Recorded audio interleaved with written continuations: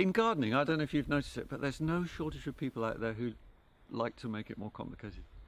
And that, you know, I'm always trying to cut through that to encourage people.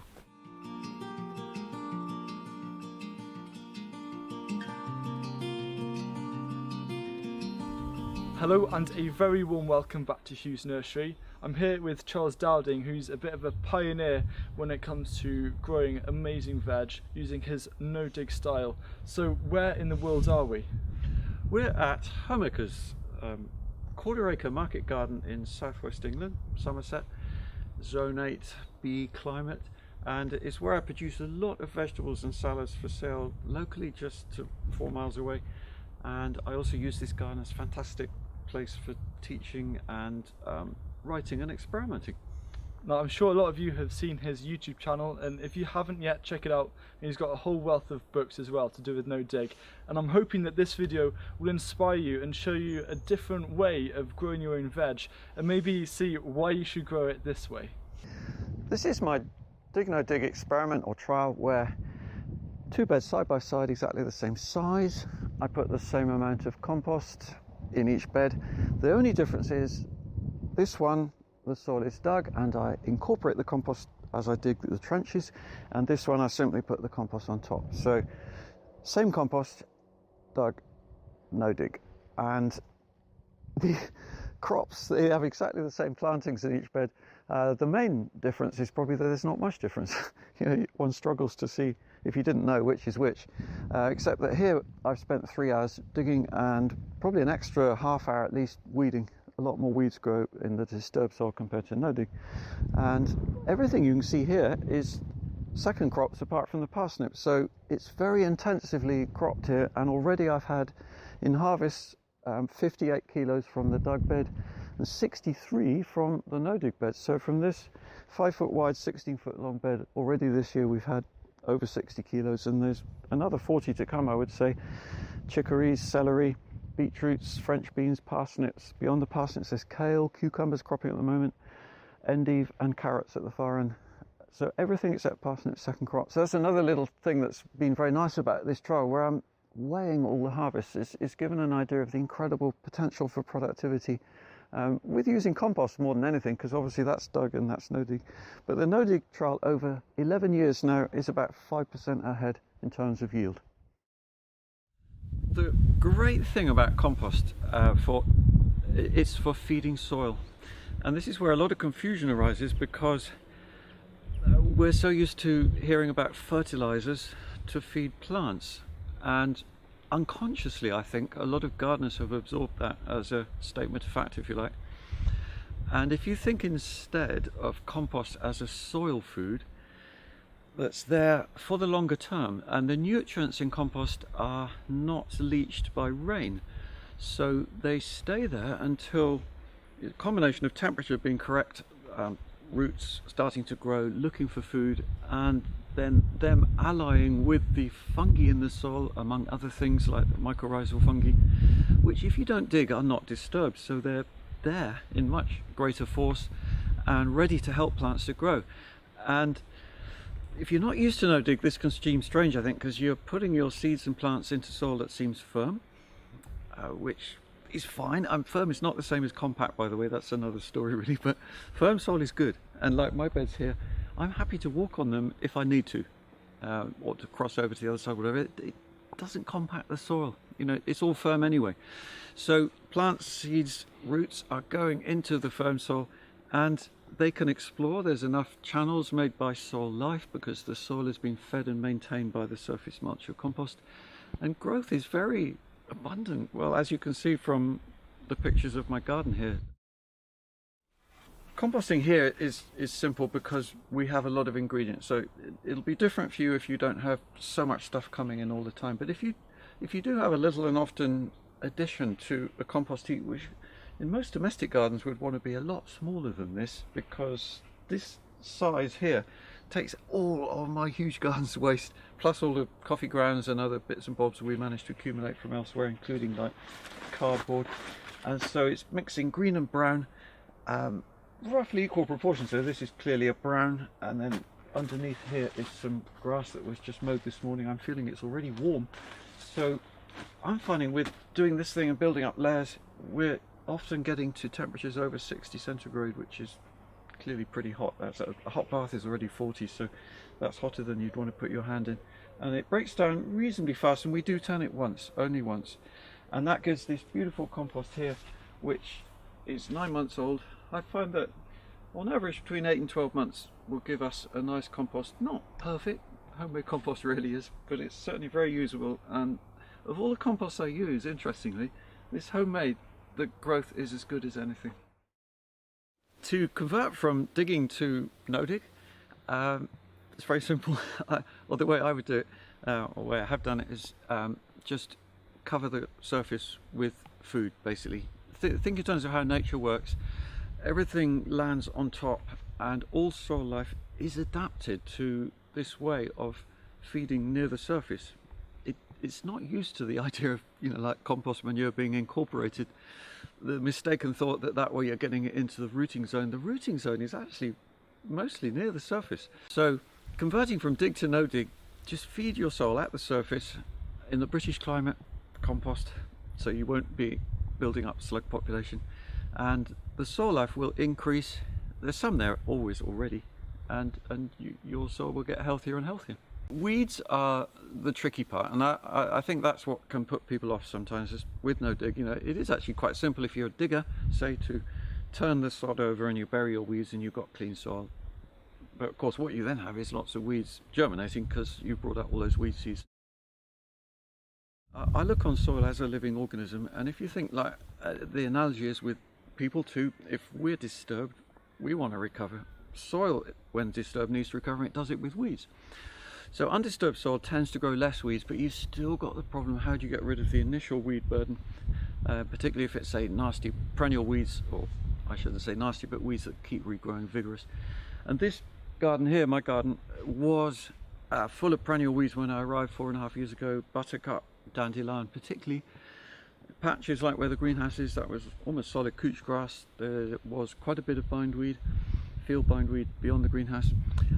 Thorough mulching initially. Year one is key. That's the most tricky time of year, really. It's the one I particularly mentioned in my book, How to Start a New Veg Garden, because I wanted to help people get through that phase. For clearing weeds, no dig. This is a nice example here because 18 months ago this was couch grass, bindweed, buttercup, dandelion, pasture grasses, and all we did was spread 3 inches, 7 centimeters of not the best quality compost, just any organic matter really at that stage to feed the soil life. Polythene over the top. It was in spring, March, April, so the soil is moist anyway. And in May we planted some crown prince squash, just 5 actually in this area here, and had a nice harvest of squash in October. Peeled back the polythene, all the weeds had died, even the couch grass. There wasn't a huge amount, but there were quite a bit here. The bindweed is still there, but not too much, and we're now removing it with a trowel. And then in the autumn we shaped up beds and already had broad beans here. In fact, this is a second planting now for this year of purple sprouting broccoli for next spring. So you can see how clean the ground is, and it was a mass of weeds, including a lot of perennials. This small space, well, it seems small to me, it's just one corner of my greenhouse, is where I raise plants for 95% of the vegetables I grow in the garden. The only ones I sow direct are carrots, parsnip and broad beans. And to make more of the small amount of space here and make it all quicker, I do quite a lot of multi-sowing. So here, for example, is turnips. These are salad turnips that's sown late July to plant out mid-August for cropping in the autumn. And they're a sweet variety, lend themselves very well to growing in a little clump. So a clump like that, you've got, in this case, between 3 and 5 turnip plants. It could be radish as well, very similar. And as they grow, they swell and push one another apart. And it means that in this tray here with 40 cells, there could be at least 150 turnips. So it's a very economical way to raise a lot of plants in a small area. It speeds up the process too, because when you're planting, you're putting in, every time that motion of the hand, you're putting in 4, say, rather than 1. And the other interesting thing I think is that plants really like this way of growing, and I think it's because they're more with their friends. you know, they got lots of mates there, and when you plant them out, you're not splitting them up, you're putting them all together. In the polytunnel here, there is fantastic abundance at the moment. This is midsummer, August. But actually, the most valuable crop I grow in here is not even growing yet. It's one that we sow in a month's time in middle of September in the greenhouse, or in modules. Plant here in mid-October when these tomatoes, cucumbers, basil, aubergines, everything are finishing. So then simply pull them out. No need to do any cultivation, obviously, or any compost mulch or anything, because it's all there from May. We put the compost here on in May, and then plant the winter salads, and they crop from late November, same plants, right the way through the winter. Not huge amounts of produce in the darkest, coldest winter months, say from Christmas to Valentine's Day. That's probably the leanest period. But from mid-February, it really kicks off again. The same plants produce loads during March and April, especially, when that's really valuable. You know, that's hungry gap time.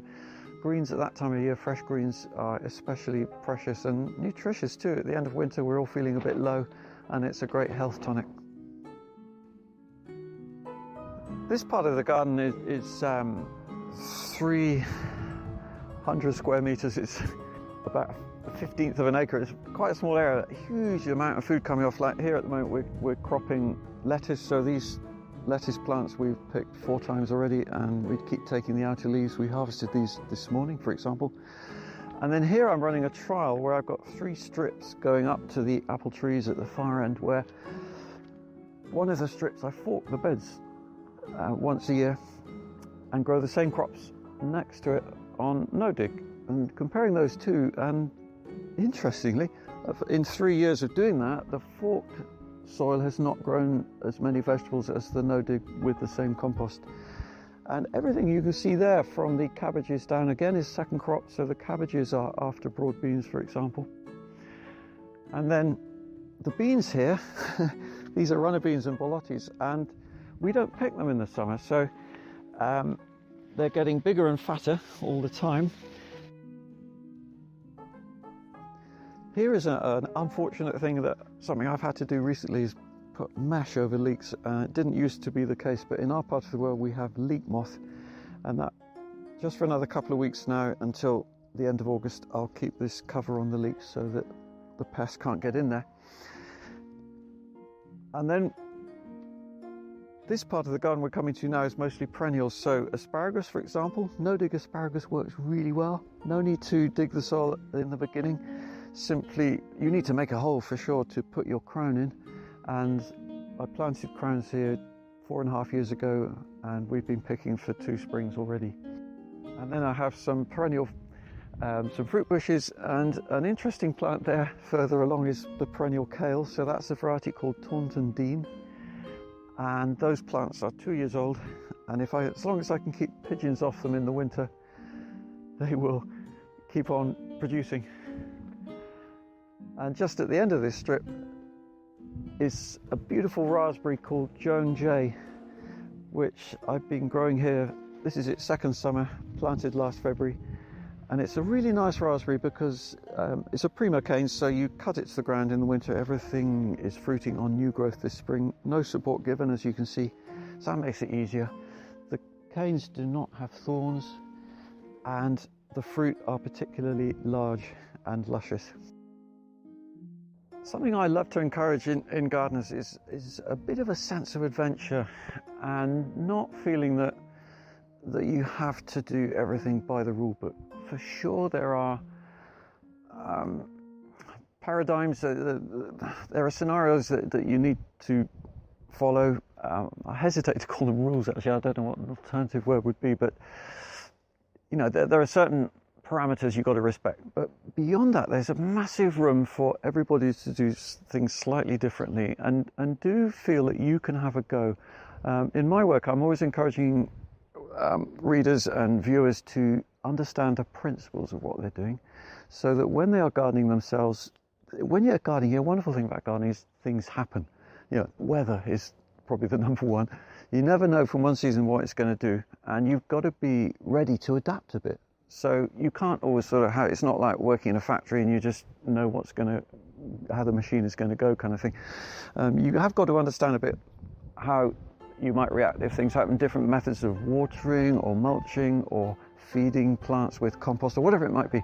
So in my work there is a lot of information on that, and a lot of it is about getting to know these basics and then taking it from there yourself and have a bit of fun, because when you're gardening, if you're too much sort of thinking, oh, I've got to do this or I've got to do that, it's got to be you engaging strongly with your plants, and that will give you a lot of feedback as well. And yeah, it's a really enjoyable process. One of my videos I'd love to mention is gardening myths, how they waste our time. And that is, when I brought this book out, Gardening Myths, it hasn't been that well received, to be honest. It's like I think the horticultural establishment find it a bit challenging, but gardeners who read it seem to love it. And check out the video, that will just give you some ideas, because there's many tips in there about things that you thought you might have to do, actually you don't, and you can save a lot of time by just cutting through a lot of that. No-do, I think, as a gardening method, is in a very exciting place at the moment. It's suddenly, I think it's passing a tipping point where there's enough people out there now practicing and getting good results. And it's a strong multiplier effect. They then tell their friends and allotment neighbours. People see it with their own eyes. They marvel at the ease and simplicity and the great results. What not to like, really. So I see it as a very positive method that's going to help a lot more people grow great food, healthy food, with less effort and less problems.